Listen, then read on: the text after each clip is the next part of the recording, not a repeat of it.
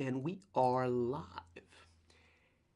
Hey, all you IGC Advanced Seminar people, welcome back to another edition of our monthly Ask Me Anything. Just a quick note that today is a little experiment. I am streaming in our friends from the YouTube channel just to give them a little insider's look as to some of the things that go on around here. Today's question is from Sarah, and she was asking about how to go about learning a tune more deeply, if I had any tips for that. Now, obviously, this is a subject that affects every single improvising musician, so there's tens of thousands of videos on YouTube about this. But as usual, what I thought I would do is try to offer you guys some cello-specific value here. And to me, the issue that usually comes up is when I work with cellists who don't have a lot of experience shedding on the piano, the guitar, some other chordal instrument, we have these wonderful melodic ears, right, that can hear horizontally really well and learn and internalize melodies. And that's a great thing, right? We play a melody instrument, right? But as I said, if we don't have any chops or experience with those chordal multi-voice instruments, we struggle to really hear as well vertically, right? To hear the harmony and the chords and that sort of cloud of colors available with each chord scale as it's going by. And so today, I thought I would try to give you some ideas to leverage that melodic ear that all of us definitely have as cellists to create different types of more complex melodies, richer melodies that give us more of that information so that hopefully we can memorize tunes and eventually improvise on tunes with more freedom, more intuitively, and following our ear more. All the stuff we're all kind of going for. So I cannot see the YouTube comment feed right now. I can only see the Facebook group. I thought it would be confusing to have them both up at the same time. So YouTube people, I'm with you in spirit. Hopefully there's 50,000 of you watching right now. But for the members in the private Facebook group, can you recommend a tune for us to work on today? Not a blues. I'm thinking of a standard, something with changes, hopefully something that we all know. Moon Train? That's a little, I don't know how standard that is. I mean, I know that tune and really like that tune, but maybe something even more common here. Oh, this is a good one. Stablemates, Benny Golson, very nice choice. As I recall, that one is also in like D flat major, so that's a great one for us cellists to practice. Good to get those fun keys going that we don't work on enough. Okay, and by the way, as I pull this up on iReal Pro for my reference, I do agree with every improv teacher ever that when you first learn a tune, you need to do that by ear, chords and melody off the recording, but I'm assuming that you guys already know that. Okay, so let me just have a look at this here. A lot of changes. Maybe we can just do the A section today. Cool. Okay, so first of all, what I want you to do is sing in your head or out loud the melody to Stablemates. And if you don't know that tune, choose any standard tune that you know. It can even be like a pop song or a rock song. Hopefully there are a few chord changes in it. Okay? But just sing it out loud. Just the first section. Okay. Hopefully that wasn't too hard. Now, can you sing the bass line to Stablemates? And again, if you don't know that tune, you know, the bass line for your tune. And not even the recorded bass line, you know, but just roots, whole notes, half notes, as they lie. Give you a chance to do that.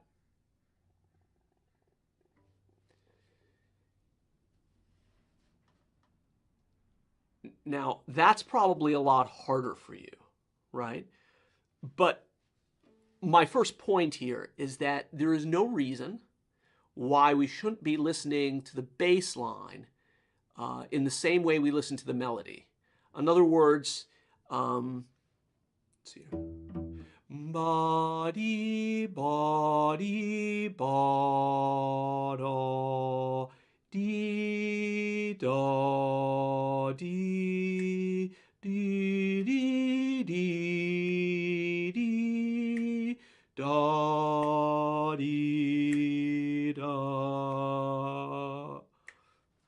is no less melodic or interesting than the melody itself, right? It's just a matter of how we're prioritizing the listening. So as an absolute foundational thing, you should definitely be able to sing the bass line to any standard tune you're working on. And you should be learning it by ear in the same way. By the way, I would also say this, if it's a pop tune or any contemporary tune, for the groove. Most of us would have a really hard time singing the drum groove to our favorite tune. And it's kind of the same deal. But we'll talk about rhythmic awareness in some other lesson. Okay, so bass line. Once you can do that easily and you feel pretty confident about it, the next thing I would do to start turbocharging your ear here is to work on playing and singing both of those melodies, the bass line and the original melody, at the same time. Now, this has got a lot of benefits. I like to call this multi-track listening. And it especially has benefits if you, again, haven't spent a lot of time playing on an instrument where you can play multiple voices at the same time, like the piano or some type of other keyboard. So one thing I should say is that as you play, try to balance the volume, right? And so that you can really start to hear both voices at the same time, forming one beautiful, a slightly more complicated melody. Okay, let's give that a try first. I'll play the bass line and I'll sing the melody. Body dee, body ba dee dee dee dee da dee da da da dee da dee da da dee da da dee da yum ba da ba ba bee ba dee. Now that is a great exercise also for intonation and just really deeply understanding intervals. This tune has got like a lot of, at least this part of the melody, there's a lot of like ninths in it and things like that that really are very difficult to sing and hear and play in tune. And that's great. It's a really good challenge. It's worthy of practicing. Okay. And you could also, this will probably be a lot harder for you guys, you can also play the melody and sing the bass line. And as I said, this will be harder because a lot of us don't have that real sense of the bass notes. I'm going to go up an octave for this, just because my voice isn't very high, and I want to keep the bass below the melody. Let's see here. Ba, ba, dee, ba, dee, ba, ba, bee, ba, bee, bee, dee, ba, bee, ba, dee, ba. Okay, something like that. And again, I'm playing like super softly with the bow, just so I don't have to push with my voice, because I'm obviously not a singer. Wish I was, but if I was, I wouldn't have to play the cello, I guess. Okay, so those are excellent exercises to do. And again, don't worry too much about, time and stuff like that. Just go nice and slow and try to really absorb and internalize how each of those intervals feels, right? When you're, getting some semblance of being in tune between your singing and your playing. What else can we do? Oh yeah, another one that I really like is to try to um, improvise little fills in between phrases, or whenever you have a long note or a rest.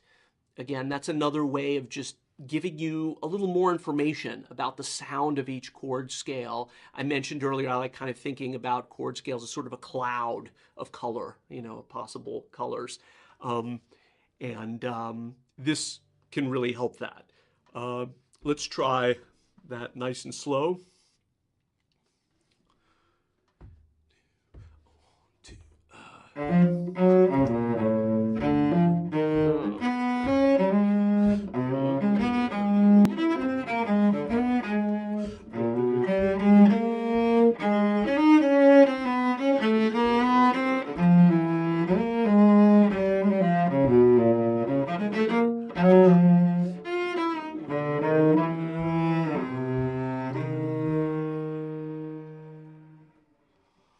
Okay.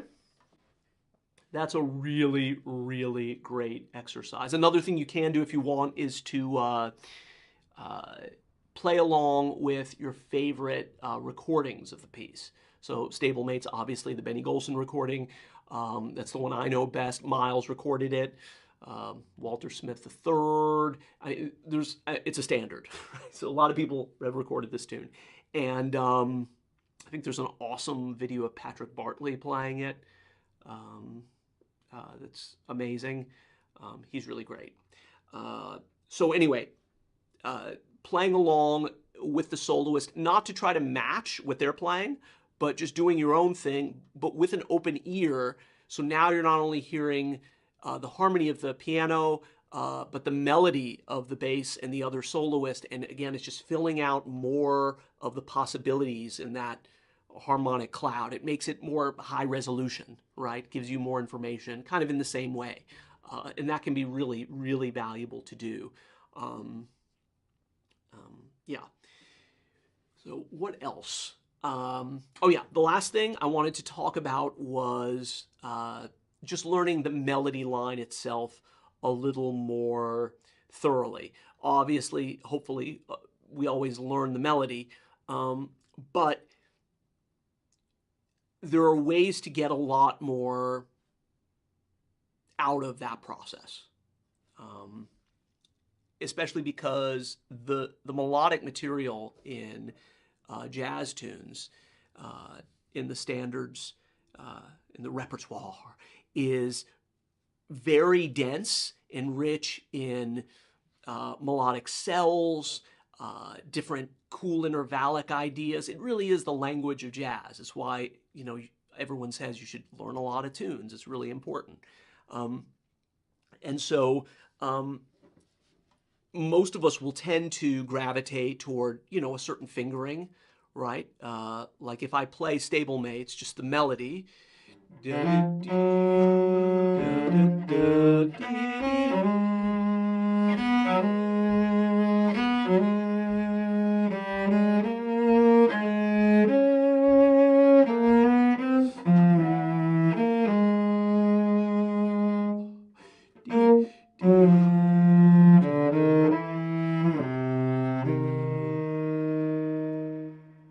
Okay.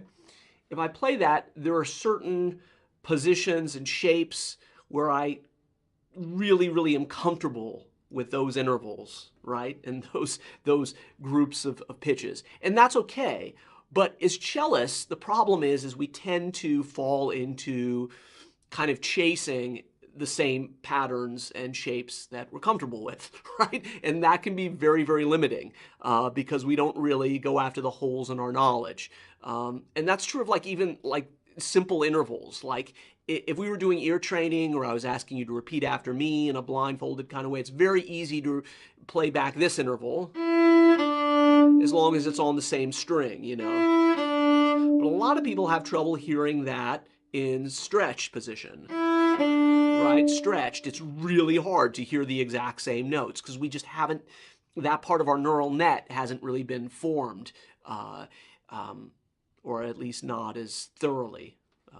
It's thoroughly myelinated, if you want to get nerdy about it. Or an interval like this, right? This is very, very easy for most of us, right? But it's really hard to hear that seventh across strings, maybe, like this. Especially in tune. So that is why we want to get a little bit more creative when we're practicing the melody. So 2 ways to go about doing that. First way is to just try forcing yourself to stay in position and play the melody in a couple of different positions. That'll ensure that you're starting on a different note and that all of the material you're playing it from different fingering choices, right? So, for example, if I started in first position, and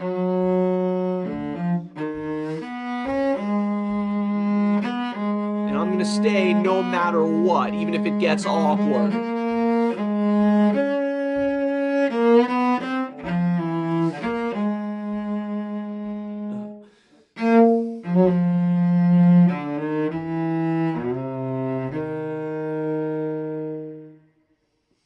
And that felt a little bit weird. There were times when I was like, oh, this feels a little bit awkward. I really want to shift and play this in a different place. Try to resist that temptation. Again, we're not trying to come up with the best sounding fingering for some concert, right? This is an exercise, right? And as a matter of fact, those awkward sections are actually the ones we should be focusing on and noticing and making other exercises around. If you screw up during the course of practicing this, that's a good thing. You want to notice that because that's a gap in your knowledge that you might want to address. So let's try that in a different position. Let's do like fourth position. Okay, it's easy enough. And so now my first note D is going to be on my first finger instead of open string, right? So that means all the other fingers in different place, blah, blah, blah. Okay, let's try that. 1, 2, 3. Sorry. There we go.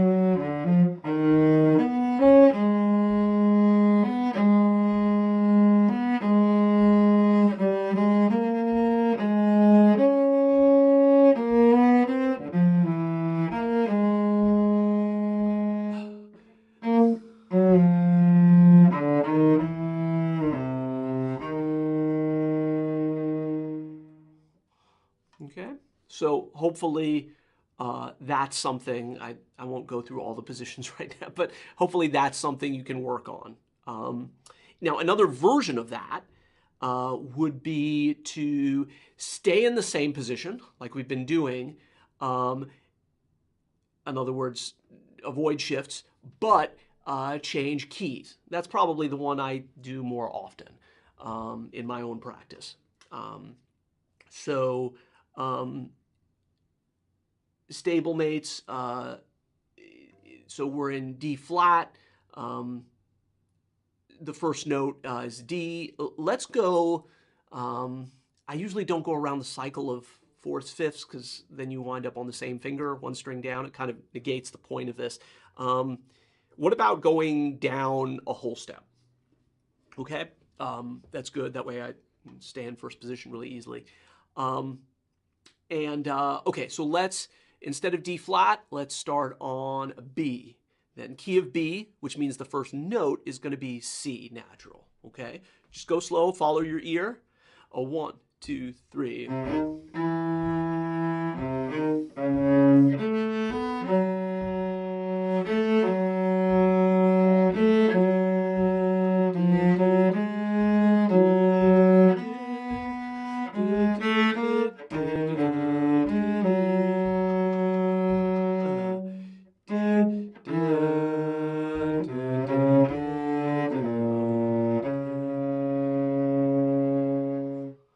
again, there were a couple of intervals that it's like, oh, that's a weird stretch. It's this, that, and the other.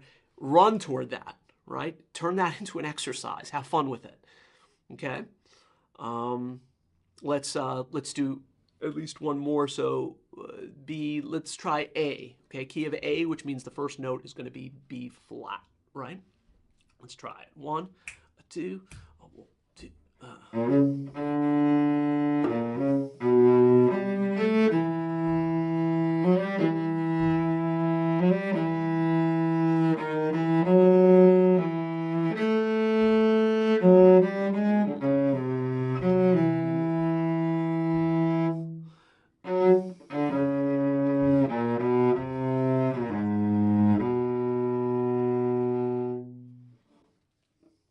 Okay. So all of these are really, really great ways to explore your ear and its connection to your hands, right? And overcome some of the possible deficiencies in your hearing while leveraging that melodic ear, right? Everything we did involves creating some type of other version of the melody or using the melody in some unique way. So let me see here. I think that's about all I've got for that question. And I think I'll probably sign off with the YouTube now. Oh, yeah, I can play you guys out. Let me take a quick chorus here. Oh, but for that, I need my Bluetooth speaker. Hold on for just a second. It's the beauty of being live. Totally didn't think to have that.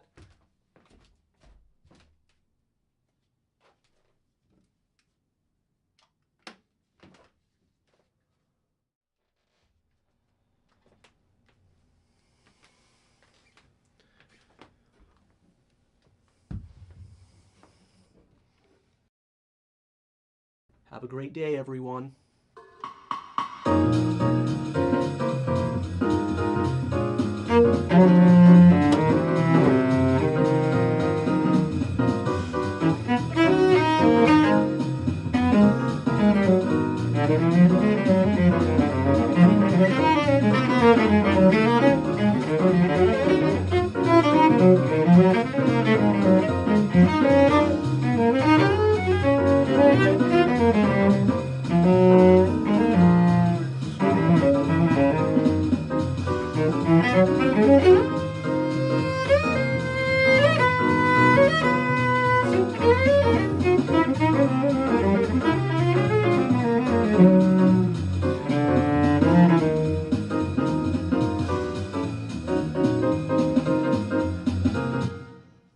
Thanks so much, everybody.